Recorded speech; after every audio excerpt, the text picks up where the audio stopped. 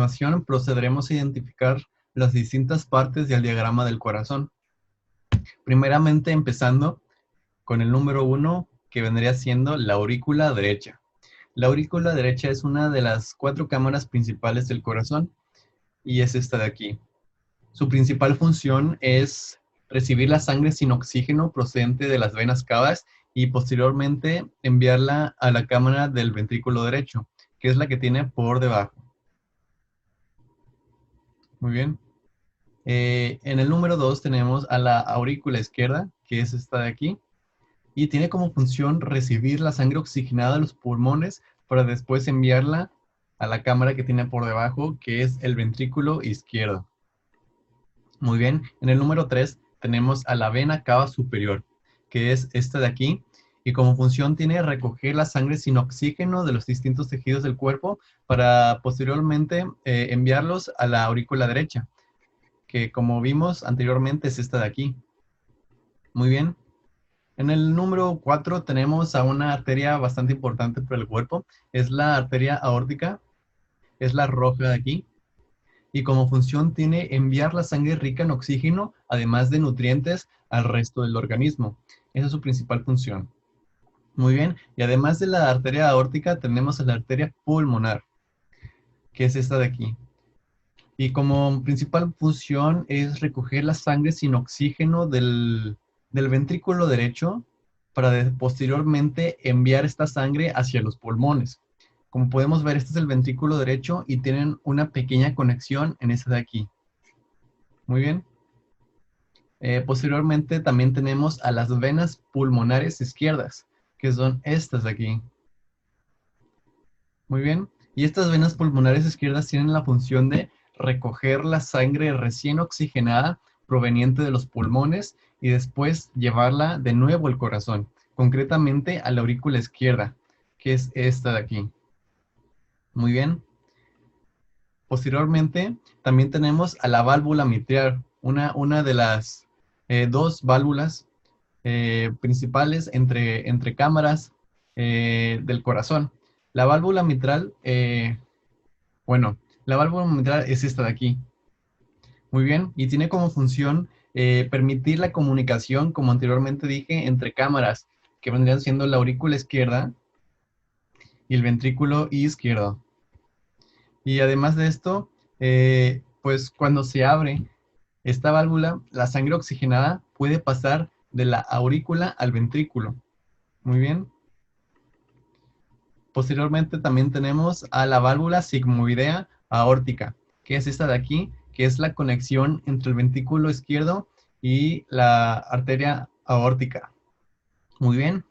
Después tenemos el ventrículo izquierdo, que es este de aquí, que ya lo mencioné anteriormente, y tiene como principal función recibir la sangre cargada de oxígeno desde la aurícula izquierda. La sangre llega a la aurícula izquierda, pasa al ventrículo izquierdo y la envía al resto del organismo mediante la arteria aórtica. Se va en esta dirección. Muy bien. Posteriormente tenemos al ventrículo derecho, que es este de aquí.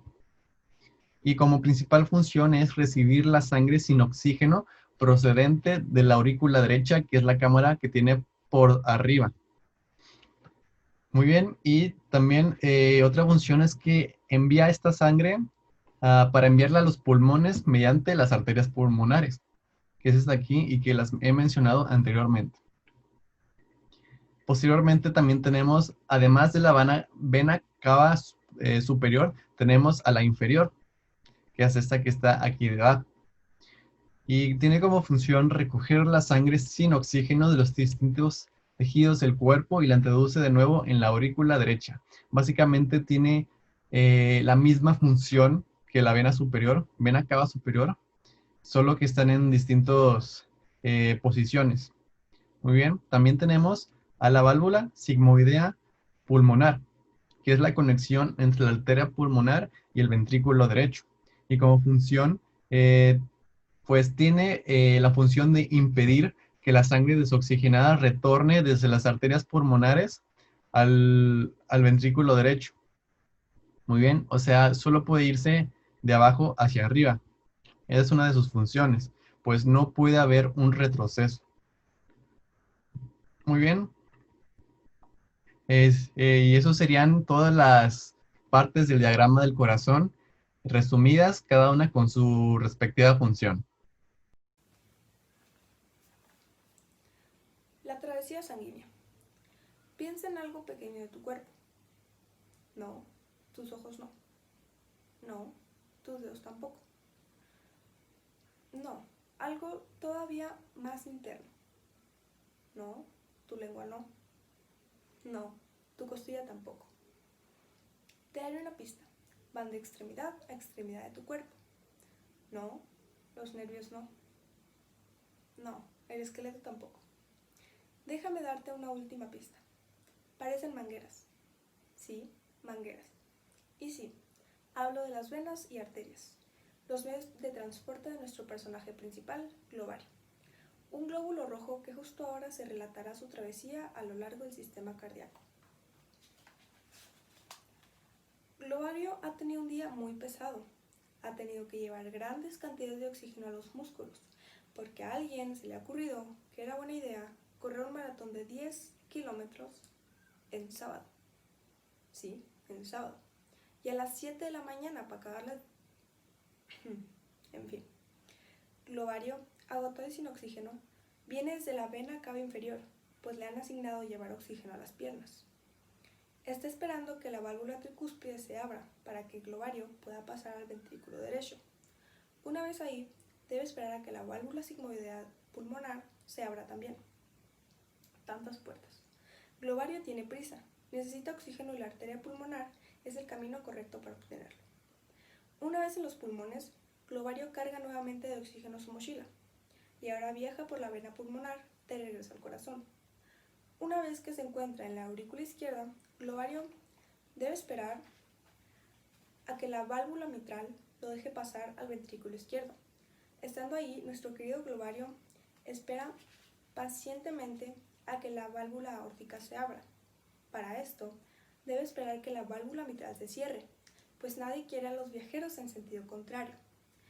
Ya que la válvula aórtica se abra y le dé paso a la aorta, finalmente Globario está listo para repartir oxígeno a todo el cuerpo, menos a los pulmones, claro.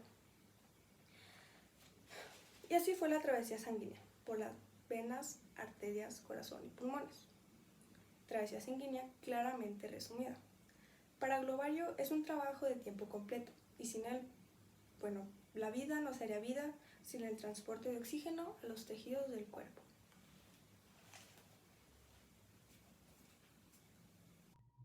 A continuación, procederemos a repasar las diferencias que existen entre una vena y una arteria. Muy bien, aquí estamos viendo un diagrama en 3D de una vena. Como podemos ver, es un vaso sanguíneo con unas capas relativamente delgadas. Y pues precisamente esa es una de las diferencias entre una arteria y una vena. Una arteria tiene una capa muscular de vasos sanguíneos más gruesa, mientras que las venas las tienen más delgadas. Como podemos ver aquí, tiene capas relativamente delgadas, mientras que una arteria las tendría mucho más gruesas. Esa sería una diferencia. Por otro lado, una arteria, eh, el recorrido que tiene la sangre dentro de las arterias es diferente al de las venas, ya que la sangre de las arterias va desde el corazón hasta el cuerpo, mientras que la sangre de las venas van del cuerpo de regreso al corazón para su respectiva reoxigenación. Entonces, esa también es una diferencia importante entre arteria y vena. Otra diferencia muy importante a tener en cuenta es que las arterias no tienen válvulas, mientras que las venas sí las tienen. Las arterias no tienen válvulas porque simplemente no la necesitan, ya que con la presión del corazón es suficiente para mantener la sangre fluyendo, mientras que las venas contienen válvulas con el propósito de mantener la sangre fluyendo hacia el corazón. Eso es algo que es natural de las venas y que Precisamente por eso necesitan válvulas, para mantener la sangre fluyendo. Muy bien. Otra pequeña diferencia entre arterias y venas es que las arterias tienen una presión mayor gracias a su grosor y elasticidad. Las arterias son más elásticas y flexibles y las venas tienen una presión mucho menor. La sangre va fluyendo en menor velocidad. Muy bien. Y por último, la quinta diferencia que tenemos aquí es que las arterias son bastante más resistentes, ya que al ser más gruesas, tienen una capacidad de contracción y además de eso son resistentes, por lo que no se pueden romper tan fácilmente. Mientras que una vena, podemos ver que las capas no son muy gruesas que digamos y son bastante más frágiles y quebradizas. Por lo que esas son 5 diferencias bastante importantes y que hay que tener en cuenta a la hora de comparar una vena con una arteria. Muy bien. La electricidad viaja dentro del corazón mediante estos conductos de color verde, que se observan a continuación que recorren todo el corazón. Se originan en este punto en la aurícula derecha y terminan en los dos ventrículos para llevar a cabo la contracción. Estos conductos se dividen, están compuestos por 6 principales partes. La primera es este nodo sinusal, que es donde se origina el impulso eléctrico que da origen a un latido cardíaco. La segunda es el nodo auricoventricular, que transmite los estímulos eléctricos de las aurículas a los ventrículos, ya que es la única conexión entre ambas estructuras. Como podemos observar aquí, esta es la aurícula, este es el ventrículo, y aquí se ubica el nodo auricoventricular. Después tenemos el haz de Is, que es la continuación del nodo auricoventricular, que penetra en el cuerpo fibroso central.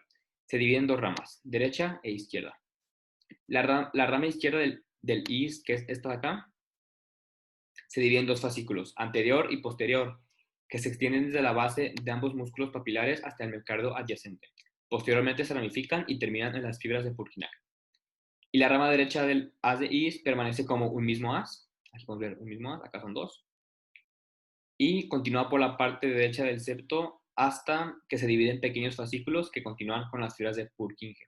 Estas fibras, que son estas dos partes de acá, se ubican en los dos lados y están encargadas de provocar la despolarización y la contracción de los ventrículos, transmitiendo la actividad eléctrica que se originó en el nodo sinusal. Entonces, de esta manera se puede observar de este color morado cómo se lleva a cabo el flujo de energía. Empieza acá. Bueno, como ya mencionamos, el impulso eléctrico comienza en el nodo sinusal, después se transmite al nodo auroventricular mediante las vías preferenciales, que son estas tres de acá. Después, el nodo auroventricular retrasa el impulso eléctrico antes de transmitirlo al haz de Is para permitir la conducción a los ventrículos. Después, el haz de Is se divide en dos ramas, como ya mencionamos, la derecha y la izquierda, y cada una se encarga de transmitir electricidad a los dos ventrículos del corazón. Y por último, el impulso eléctrico llega a las fibras de Purkinje, donde finalmente se lleva a cabo la contracción ventricular. Al final de este recorrido, pues, se observa cómo el corazón cómo los ventrículos se contraen, como se observa aquí. Los ventrículos serían este de naranja, que está acá.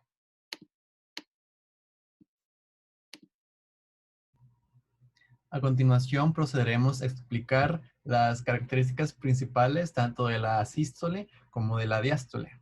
Ambos movimientos forman parte del bombeo característico del corazón. Primero vamos a repasar la sístole. La sístole se define como la contracción del corazón y debido a esta contracción, cuando el corazón se contrae,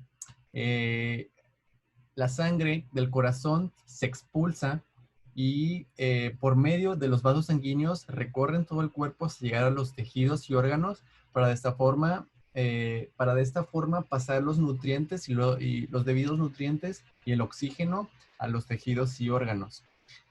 Por otro lado, la diástole lo que hace es que cuando el corazón se relaja, el corazón vuelve a llenarse de sangre. Es decir, es lo contrario. La diástole no expulsa la sangre del corazón, sino que llena el corazón de sangre. Y la diástole, hay que recalcar que la diástole pasa eh, posterior a la sístole. La sístole es primero y después pasa a la diástole.